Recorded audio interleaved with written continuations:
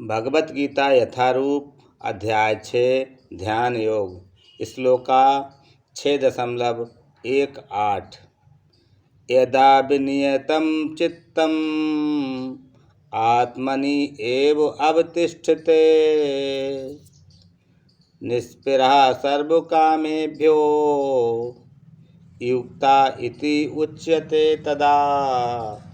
भावार्थ, जब योगी योग अभ्यास द्वारा अपने मानसिक कार्यकलापों को बस में कर लेता है और आध्यात्म में स्थित हो जाता है, अर्थात समस्त भौतिक इच्छाओं से रहित हो जाता है, तब वह योग में सुस्थिर कहा जाता है।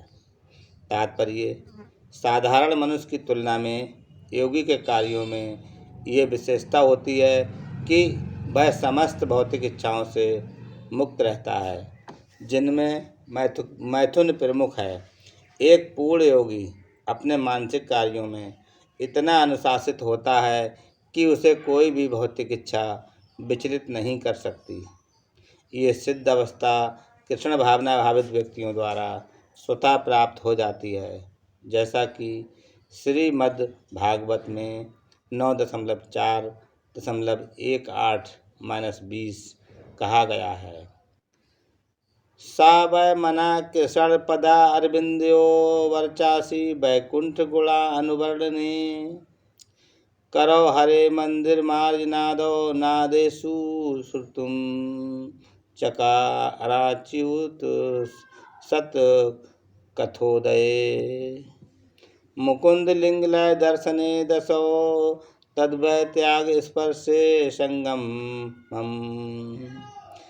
घ्राणं च तत्पाद सरोज रौरवे श्री मतुल्यस्या रसनाम तद अर्पिते पादौ हरे क्षेत्र पादानुसर्पणे शिरो ऋषिकेश पद अभिवंदने कामं च दासेन तु कामा काम्यया यथोक्त श्लोको जनाश्रयारति।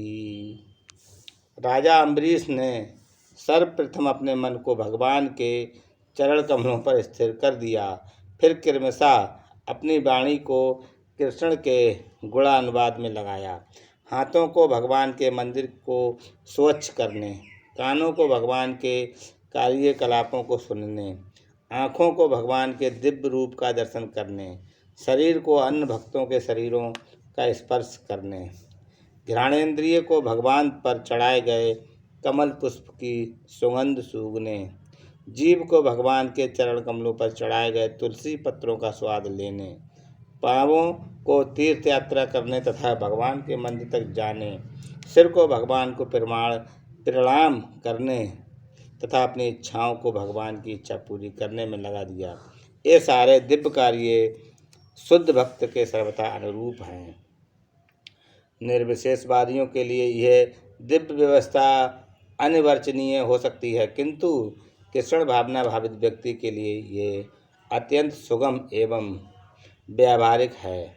जैसा कि महाराज अम्बरीश की ऊपर वर्णित जीवनचर्या से स्पष्ट हो जाता है, जब तक निरंतर स्मरण द्वारा भगवान के चरण कमलों में मन को स्थिर नहीं कर लिया जाता, तब तक ऐसे दिव्य कार्य व्यवहारिक नहीं बन पाते। अतः भगवान की भक्ति में इन विहित कार्यों को अर्चन कहते हैं। इसका अर्थ है समस्त इंद्रियों को भगवान की सेवा में लगाना।